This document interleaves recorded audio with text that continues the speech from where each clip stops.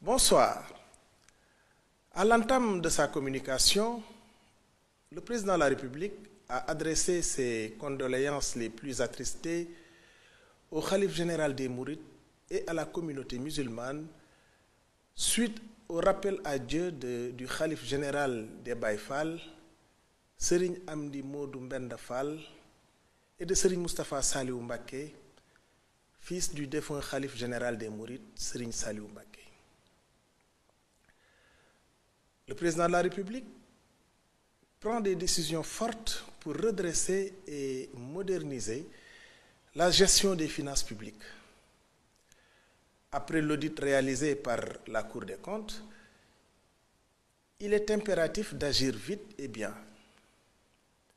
Le chef de l'État exige un plan d'action clair et rigoureux pour redonner crédibilité et efficacité au système budgétaire et financier du pays.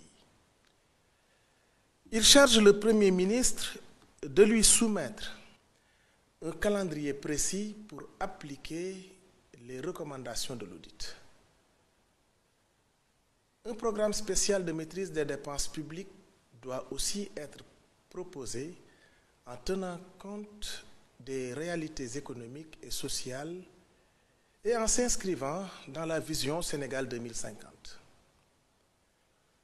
Dans cette dynamique, une nouvelle réglementation encadrera l'émission des emprunts de l'État et la gestion de la dette publique.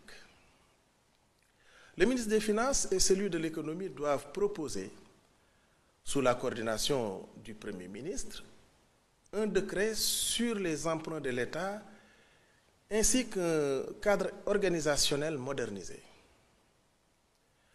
Le gouvernement est aussi appelé à accélérer la digitalisation des systèmes économiques et financiers, à garantir la fiabilité des informations budgétaires et à mieux planifier les investissements publics.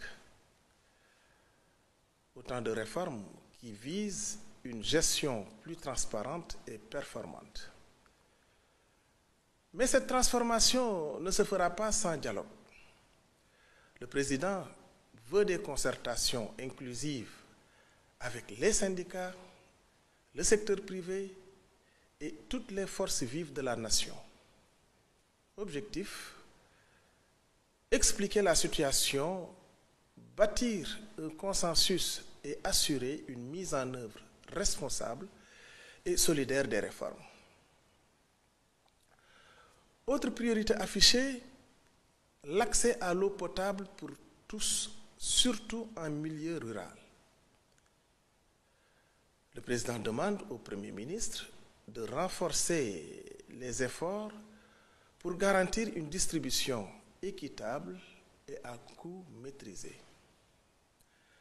Un plan d'action global sera mis en place pour sécuriser la ressource en eau et moderniser les infrastructures d'approvisionnement. Cela passe aussi par une meilleure gestion des concessions et une tarification transparente, particulièrement en milieu rural. Le gouvernement devra également anticiper les défis liés au changement climatique avec un modèle économique viable pour le secteur de l'eau et de l'assainissement. L'État veut notamment développer des unités de dessalement et renforcer la lutte contre les inondations à travers des actions préventives et un meilleur entretien des infrastructures hydrauliques. Sur la scène internationale, le président a récemment représenté le Sénégal au 38e sommet de l'Union africaine en Éthiopie. Il y a plaidé pour une Afrique plus souveraine et un financement renforcé des projets prioritaires du continent. Il a aussi mis en avant la nécessité d'une meilleure gouvernance des ressources minières et d'un engagement plus fort pour le financement du secteur de la santé. Enfin, le président a participé aux célébrations de l'indépendance de la Gambie, réaffirmant ainsi les liens de solidarité et de coopération entre les deux nations. Ce vendredi 21 février, le Premier ministre se rendra à l'Assemblée nationale pour expliquer les leçons à tirer de ce rapport et présenter les actions correctives qui seront mises en place.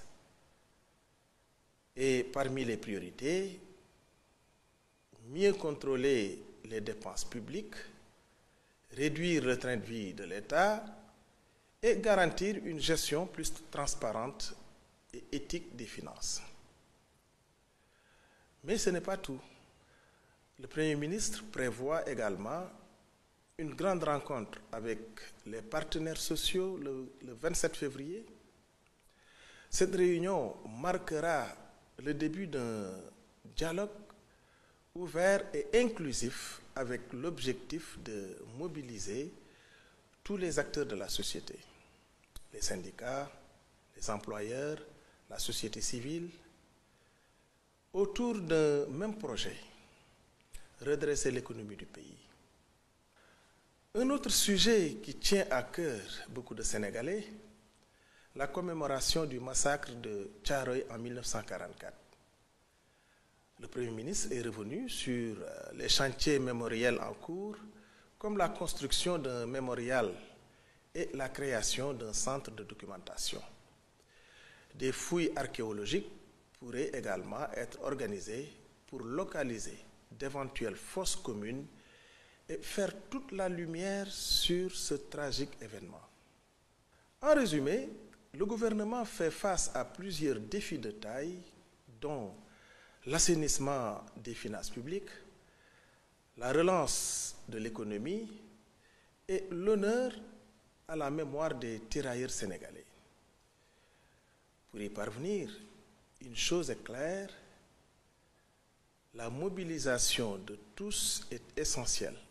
Avec ces mesures et ces engagements, le Sénégal amorce une nouvelle phase de gouvernance tournée vers la transparence, la rigueur et l'efficacité au service du développement et du bien-être des populations. Je vous remercie de votre aimable attention et vous souhaite une excellente soirée.